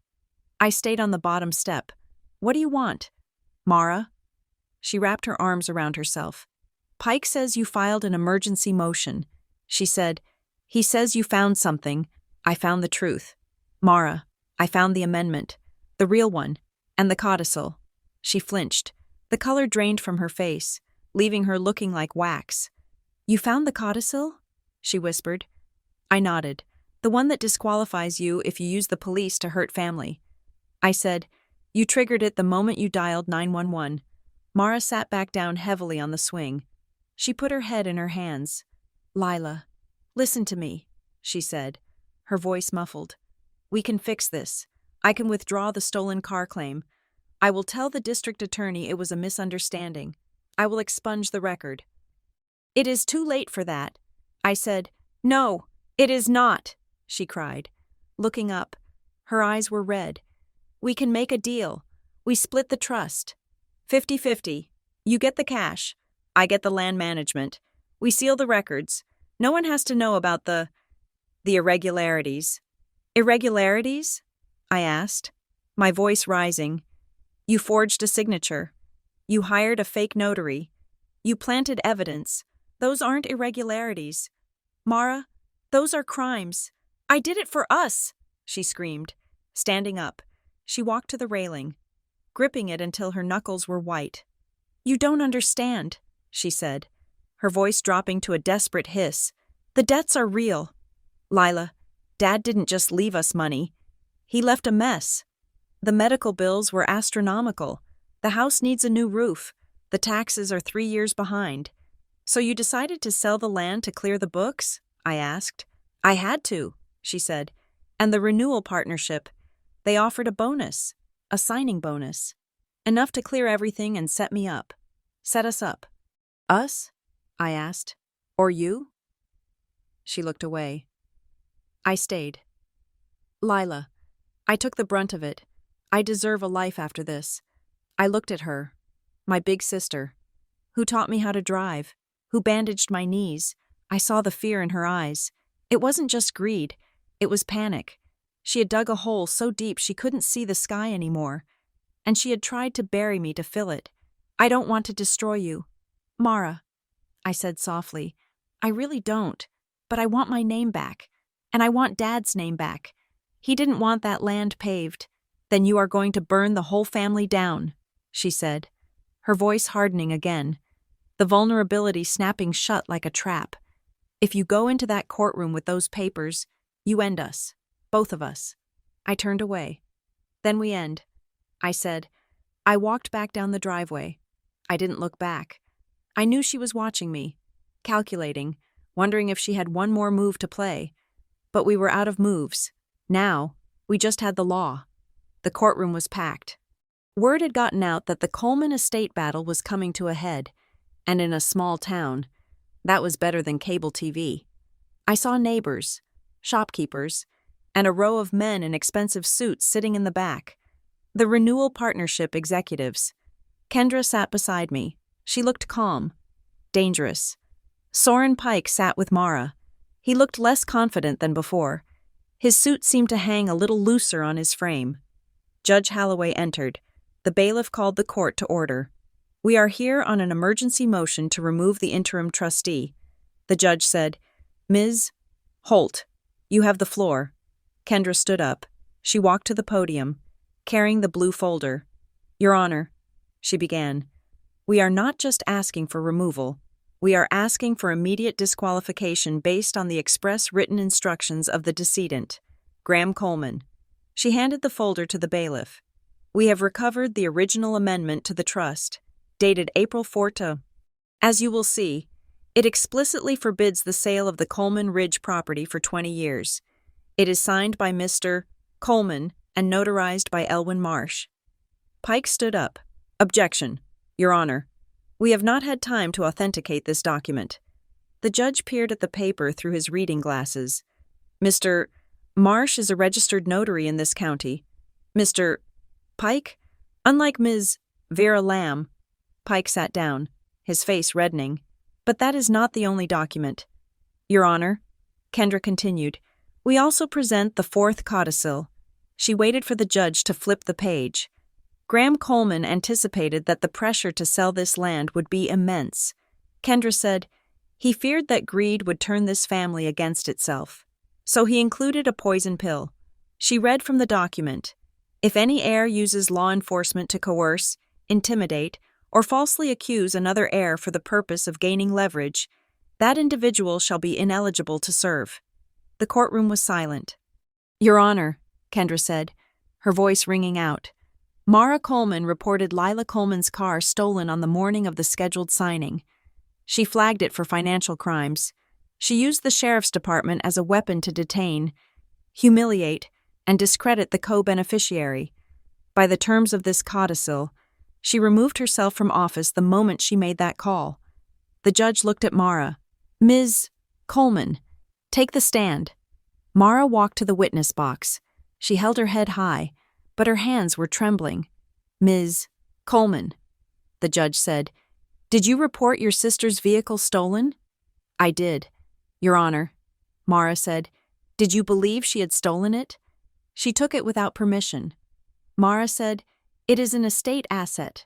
The car is titled in her name, the judge noted. Looking at a file, I believe the down payment came from estate funds. Mara said, I was confused. Confused, the judge repeated flatly. You were confused enough to tell dispatch she had bearer bonds? You were confused enough to request a felony stop? I feared for the estate, Mara said, her voice cracking. Lila has been unstable. I was trying to protect our father's legacy. She looked at me then, pleading with her eyes. See? I am doing this for us. Kendra stood up. Your Honor, we would like to call Deputy Rafe Hensley to the stand. A murmur went through the room. A uniformed deputy testifying against the wishes of the powers that be was rare. Hensley walked up. He looked nervous, but he kept his jaw set. He was sworn in. Deputy, Kendra said, you were the processing officer on the morning of Lila Coleman's arrest. Yes, ma'am. Did you find any bearer bonds in the vehicle? No. Ma'am, just a gym bag and a laptop. And the stolen vehicle report? Was it a standard call? No. Hensley said. He glanced at the back of the room. At the row of suits. Explain, Kendra said. 2 hours before Mara Coleman called. Hensley said, speaking into the microphone, the sheriff received a call from a representative of the Alder Grove Renewal Partnership. Pike jumped up. Objection. Hearsay. Overruled. The judge barked. Continue. Deputy, the representative asked a hypothetical question.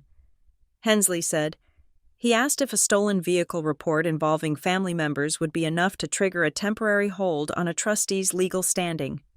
He asked if it would create quick leverage. The room erupted. The judge banged his gavel. Quiet, he roared. Kendra waited for the noise to die down. So, the renewal partnership suggested the tactic? Kendra asked. Yes, Hensley said. And 10 minutes after Mara Coleman made the call, a courier dropped off a packet of supporting evidence that had clearly been prepared in advance. It wasn't a panic call, Your Honor. It was a scripted play. Kendra turned to Mara. You didn't just call the police because you were worried, did you, Mara? You called them because you were told it was the only way to stop Lila from blocking the sale. Mara looked at Pike. Pike was staring at his table, refusing to make eye contact. She was alone. The mask crumbled. I had to buy time, she sobbed. The words tore out of her. They told me if I didn't deliver the land by the vote, they would sue the estate. They said they would freeze the accounts. They said they would bankrupt us. She pointed at the suits in the back. They threatened me. They said Lila would ruin everything if she arrived. I just needed a few days. I just needed her out of the way until the vote passed. She collapsed into tears, burying her face in her hands. It was over.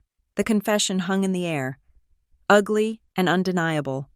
Judge Holloway stared at her for a long moment. Then he looked at Soren Pike. Mr. Pike, the judge said, his voice dangerously low, you submitted a forged affidavit. You represented a client who used this court to facilitate a fraudulent arrest, Your Honor. I was unaware. Pike started. Save it, the judge snapped. I am referring you and your firm to the State Commission on Professional Responsibility. Expect a call from the Bar Association by morning. He turned to Mara. Mara Coleman, you are hereby removed as interim trustee, effective immediately. You are stripped of all administrative powers regarding the Graham Coleman estate. He banged the gavel. I am appointing a neutral fiduciary to oversee the assets and to investigate the fraudulent encumbrances you have placed on them, and I am forwarding the transcript of this hearing to the district attorney to review for potential charges of filing a false police report and perjury. Court is adjourned. The gavel strike sounded like a gunshot. Mara didn't move. She just sat there, weeping. I wanted to go to her. I wanted to put my hand on her shoulder, but I couldn't. She had made me a stranger. I stood up. Kendra squeezed my arm. "We did it," she said quietly. I looked at the judge, who was already leaving the bench. I looked at the deputies, who were looking at me with a new respect, or maybe just fear. I walked down the aisle. The townspeople parted for me, their whispers following me like a wake. "That is the sister. She put her own sister in jail. Ruthless." They didn't see the forgery. They didn't see the betrayal. They just saw a family destroying itself. I had won the legal battle, but I had lost the war for the town's heart. I was the outsider who came back and burned it all down. I pushed through the heavy oak doors and stepped out onto the courthouse steps. The air was cold and clean. I took a deep breath, expecting to feel relief. Instead, I felt a heavy, hollow exhaustion. "Ms. Coleman."